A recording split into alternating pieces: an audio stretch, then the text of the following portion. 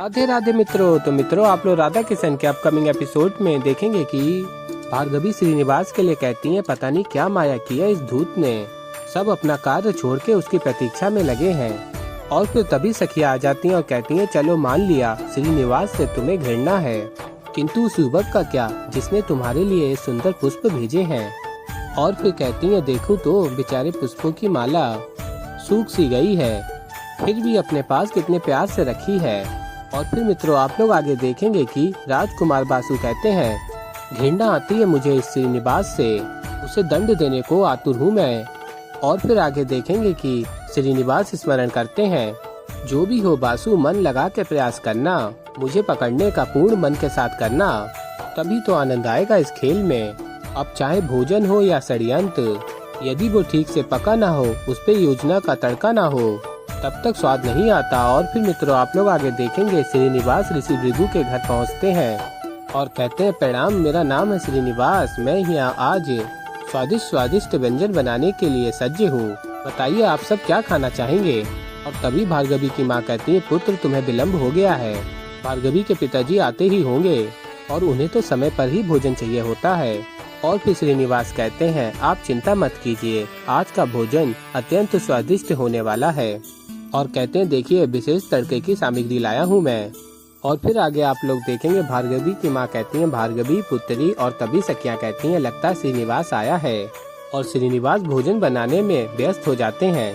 और तभी भार्गवी की सखियाँ और भार्गवी आ जाते हैं और भार्गवी कहती है वाह अभी तक आरंभ ही नहीं किया है, बाबा कभी भी आते होंगे उन्हें खाली थाल परोसोगे, बड़े प्रसन्न होंगे वो तुमसे। और फिर श्रीनिवास कहते हैं सत्य कहा मुझसे प्रसन्न होंगे, लेकिन मैं उन्हें खाली थाली नहीं परोसूंगा, पूरा भोग चढ़ाऊंगा, कैसे देखती जाओ। और कहते हैं कारण ऐसा भी है कि तुम्हारी ये सुंदर सुंदर सखियाँ आ जाती हैं तो प्रेरणा मेरी कहीं और ही पहुंच जाती है।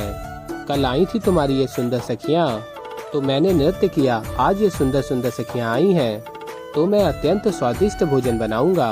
और फिर सखियाँ कहती हैं हम भी तो देखें तुम्हारे हाथों में ऐसा कौन सा जादू है, इससे भृगु ऋषि भी तुमसे प्रसन्न हो गए। और फिर श्रीनिवास अत्यंत ही तेजी से अपना कार्य कर रहे होते हैं, ये देख के सखियाँ कहती हैं जिस गति से नृत्य करते समय इसके पैर थिरकते हैं, उसी गति से भोजन पकाते समय इसके हाथ चल रहे हैं। मुझे तो विश्वास ही नहीं होता कि कोई इतना चपल कैसे हो सकता है। और फिर तभी सभी को सुगंध आ रही होती है और भार्गवी की माँ कहती है सुगंध तो बहुत अच्छी आ रही है। और फिर श्रीनिवास कहते हैं स्वाद भी अच्छा ही होगा। और फिर भार्गवी की माँ कहती है भोजन दिख तो बहुत अच्छा रहा है। और फिर तभी भार्गवी कहती है माँ देखने में तो चंपा के पुष्प भी अत्यंत सुंदर होते हैं ना, पर खाने में तो विषैला होता है ना। और तभी ऋषि भृगु आ जाते हैं और भार्गवी कहती हैं बाबा आ गए। और फिर भार्गवी श्रीनिवास से कहती है सज्ज रहना, तुम्हारी वास्तविक परीक्षा तो अब आरंभ होगी। और फिर श्रीनिवास कहते हैं बस इसी परीक्षा में तो उत्तीर्ण होने आया हूँ मैं, ताकि मेरी प्रतीक्षा का अंत हो सके, ताकि तुम्हारे बाबा ऋषि भृगु स्वयं तुम्हारा हाथ मेरे हाथ में दे सके भार्गवी।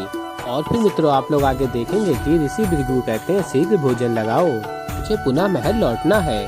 और फिर भार्गवी कहती है अभी लगाती हूँ बाबा, आप खाना और बताना कैसा लगा। और फिर श्रीनिवास आ जाते और कहते हैं केवल ऋषि भृगु ही क्यों, आप सब भी चलिए, सब साथ मिलकर भोजन करते हैं। और तभी सखियाँ कहती हैं अरे नहीं नहीं, हमें घर चलना चाहिए, हम घर जाकर भोजन कर लेंगे। और फिर श्रीनिवास कहते हैं किंतु क्यों, भोजन तो सबके लिए बनाया है, तो आप सबको भी खाना है, मैं खिला के ही रहूँगा। और फिर ऋषि भृगु कहते हैं इतने सारे लोगों का भोजन तुमने अकेले बनाया है।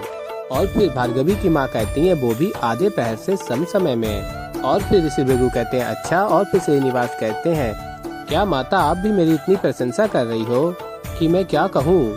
और कहते हैं वैसे ठीक भी है, सब संतुलित हो रहा है, आपकी पुत्री वो तो मेरी बुराई करते करते थकती नहीं। और कहते हैं ठीक है कोई बात नहीं, तुम्हें बुराई करनी है करो, किंतु उसके लिए भी तो भोजन चखना होगा ना, चखोगी नहीं तो पता कैसे चलेगा कि भोजन कितना बुरा है। और फिर ऋषि भृगु कहते हैं ठीक है हम लोग भोजन कर लेते हैं।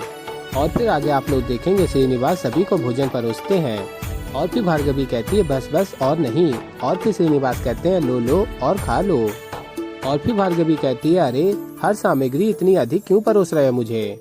और फिर श्रीनिवास कहते हैं अरे वो क्या है ना कि कोई भी व्यक्ति पेट भर के खाना खा लेना तो उसका क्रोध शांत हो जाता है, तो यदि कोई क्रोधी व्यक्ति आसपास दिखे तो उसका उपचार करना भी तो आवश्यक है। और फिर मित्रों आप लोग आगे देखेंगे कि सभी भोजन ग्रहण करते हैं और अत्यंत प्रसन्न हो जाते हैं। और ऋषि भृगु कहते हैं अद्भुत, अति उत्तम। और फिर भार्गवी की माँ से कहते हैं क्या तुमने इसकी सहायता की थी?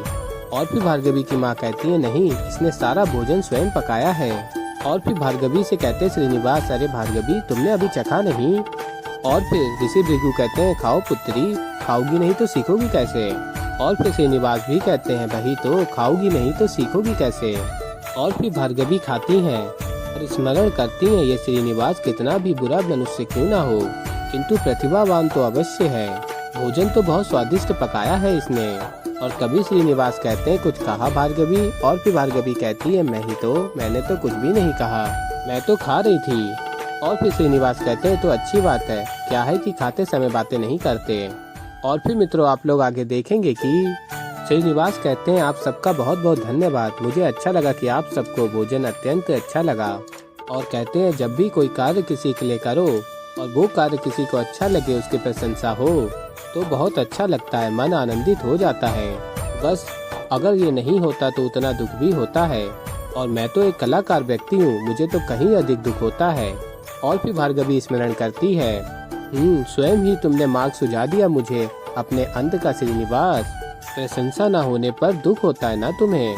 अब देखो मैं कैसे तुमसे ये स्वीकार करवाती हूँ कि ये पुष्प तुमने ही मुझे भेजे थे। और फिर मित्रों आप लोग आगे देखेंगे कि भार्गवी पुष्पों को लेके कहती हैं वैसे सखियों तुम उचित ही कह रही थी श्रीनिवास को सुनाते हुए कि ये पुष्प ना मुझे किसी दुष्ट ने ही भेजे होंगे, कोई प्रेम नहीं है उसे, और वैसे भी ना ही इसमें कोई सुगंध है और ना ही किसी काम के हैं। फेंक ही देती हूँ, किसी काम के नहीं है। और फिर श्रीनिवास के समक्ष उन पुष्पों को फेंक देती है भार्गवी। और फिर आगे आप लोग देखेंगे कि श्रीनिवास कहते हैं भार्गवी से तुम्हें केवल सूखे पुष्प ही दिखते हैं, सूखे पत्ते नहीं दिखते। और फिर श्रीनिवास सूखे पत्तों के साथ सूखे पुष्प भी लेके बाहर दूर फेंक आते हैं। और तभी भार्गवी देखती हैं और कहती हैं अरे इस पे तो कोई प्रभाव ही नहीं पड़ा, जैसे इसका पुष्पों से कोई लेना देना ही नहीं है। किंतु मुझे पूर्ण विश्वास है कि ये पुष्प इसी ने दिए हैं, मैं ये प्रकट करके रहूंगी, देखती हूँ क्या करना है। और फिर मित्रों आप लोग आगे देखेंगे कि महाराज आकाश कहते हैं ऋषि भृगु से मुझे बासु की चिंता है, वो कब से प्रतीक्षा कर रहा था इस प्रतियोगिता में भाग लेने की। और फिर कहते हैं ऋषिवर परंतु आज जो दरबार में हुआ उसके पश्चात पता नहीं उसकी क्या प्रतिक्रिया होगी। और फिर ऋषि भृगु कहते हैं कठिन समय में ही व्यक्ति की सही परख होती है राजन। आज राज दरबार में जो कुछ भी हुआ उस असफलता को राजकुमार किस दृष्टिकोण से देखते हैं, उसी से आपको ज्ञात हो जाएगा कि वो आपके पश्चात राज संभालने में कितने सक्षम है। और फिर आगे आप लोग देखेंगे ऋषि भृगु चले जाते हैं और कुमार बासु सुन रहे होते हैं सारी वार्ता। और फिर महाराज आकाश के समक्ष जाते हैं बासु और कहते हैं पहले मैं बहुत क्रोधित हुआ कि मैं इस प्रतियोगिता में इसलिए भाग नहीं ले सका कि ना तो मैं एक राजा हूँ और ना ही मुझे आपने भावी राजा घोषित किया है। फिर मैंने इस विषय में काफी गंभीरता से सोचा और फिर मुझे ऐसा प्रतीत हुआ कि मुझे अपनी योग्यता आपको दिखानी चाहिए। और फिर राजा आकाश कहते हैं तुम क्या कहना चाहते हो? और फिर वासु कहता है मैंने निर्णय लिया है कि मैं प्रत्येक रात्रि महल से प्रजा का हालचाल देखने निकलूंगा, देखूंगा कि वो सुखी हैं भी या नहीं। और फिर मित्रों आप लोग आगे देखेंगे कि श्रीनिवास कहते हैं आज तो बहुत अच्छी निद्रा आने वाली है, बहुत कार्य किया मैंने आज। और फिर भार्गवी कहती है अच्छा इतना कौन सा बड़ा कार्य कर लिया तुमने? सूखे पत्ते साफ किए, भोजन बनाया, इससे अतिरिक्त तो और कुछ किया नहीं। और ये क्या कितना जल बहाए जा रहे हो? और फिर सखिया कहती हैं जल से स्मरण हुआ हमें चलना चाहिए, संध्या होने से पहले नदी से जल भरना है। और तभी भार्गवी की माँ आ जाती है और कहती है भार्गवी तुम्हें भी तो जल लेने जाना था, इन्हीं के साथ चली जाओ। और तभी श्रीनिवास कहते हैं हाँ जाइए, मैं तो नहीं आ रहा, मैंने बहुत परिश्रम किया है, बहुत सारा कार्य किया है, आप सबके लिए भोजन बनाया, भले ही किसी को अधिक ना लगे पर मैंने बहुत परिश्रम किया है, तो आप सब जाइए, तब तक मैं आपकी गौशाला में एक मीठी सी निंद्रा का आनंद उठाता हूँ। फिर संध्या काल में भेंट होगी और फिर मैं सबको नृत्य सिखाऊंगा, ठीक है? और तभी सखिया कहती है अरे वाह, संध्या को नृत्य भी देखने को मिलेगा। तो ऐसे ही मित्रों आगे और भी बहुत कुछ देखेंगे आप लोग। तो अभी के लिए इस वीडियो में इतना ही। तो मित्रों अगर आप लोगों को हमारी वीडियो पसंद आई हो तो वीडियो को कर दीजिएगा लाइक। मैं मिलता हूँ जल्दी एक नई वीडियो के साथ। तो तब तक के लिए मित्रों राधे राधे।